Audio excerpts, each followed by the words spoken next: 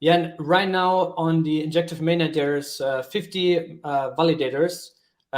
With the recent upgrade and moving forward, do you think there's any sort of like limits to which you can ensure that speed, the block finality or block time is reached within a second, but you still can expand and like decentralize the validator set, or are there any limits to it in terms of what Cosmos technology, where the barriers are? No, I don't think so, actually. Basically, like the current implementation of Cosmos SDK can, sustain around this level, but they're, from the consensus level, and, the theoretical design of tendering consensus, you can achieve a much faster block time with some of the, more interesting crypto primitive integrations.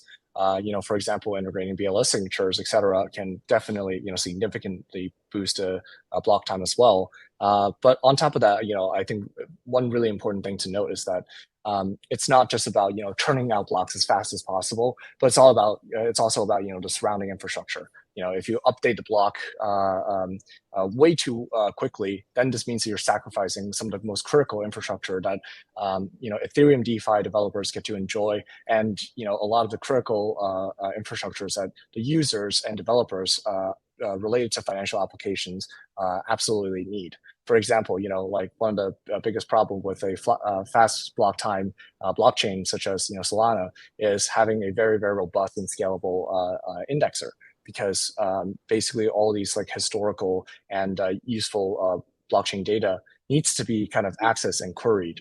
And when the block time is too fast, or the finality is unstable, this basically means that like the indexer kind of breaks apart, or it basically makes it inviolable.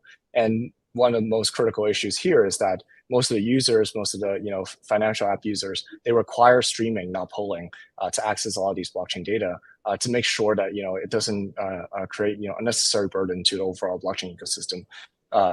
So yeah, like it's not just about fast; it's also about stability and all the surrounding technologies, beyond the core blockchain that needs to kind of evolve along with it. So, if people ever think about like, okay, like if the block time is like really, really fast, why isn't, other blockchain or, other like ecosystem following suit? That's mainly because, they have to understand like what they're sacrificing. And more importantly, it's really about like a balance of usability and speed. Yeah, and you can also see on Map of Zones that Injective is always in the top 2 or 3 when it comes to IBC traffic and transactions. The most active pair actually in the last 7 days was between Injective and Band. That also has probably to do with some Oracle transactions. But yeah, and I also saw a question here. Nenand was asking about a step-by-step staking video from staking INJ. I think later we can also maybe touch a little bit upon INJ and the native coin and some of its features, because you also have a very cool burn mechanism. When it comes to staking, I think you can just connect your ledger with Kepler, and you can use it directly there. I think that would be probably the easiest. But yeah. At Cosmoverse, actually in September, you gave a talk, which is 4 or 5 months ago, and you were also giving a little bit of backstory on where Injective is coming from, and you also walked through the kind of like philosophy of app chains, right? And you just mentioned that Injective is now kind of like specialized for finance and trading, I guess. And probably also expanding more. I also read that somewhere on the website into like a sector-specific chain. Can you maybe expand on that and what exactly you mean by that, and what benefits it brings for you guys? Yeah, I think like the overall journey of building and contributing to Injective as an ecosystem, really the vision kind of follows what was being built. And initially for Injective, core modules, it is like roughly stayed the same.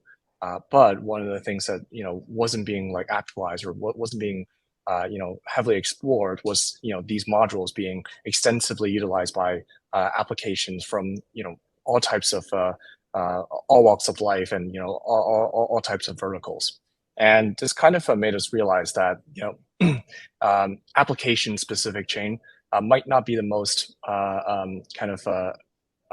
accurate description of what Injective is building towards, or what Injective kind of comes out of the box.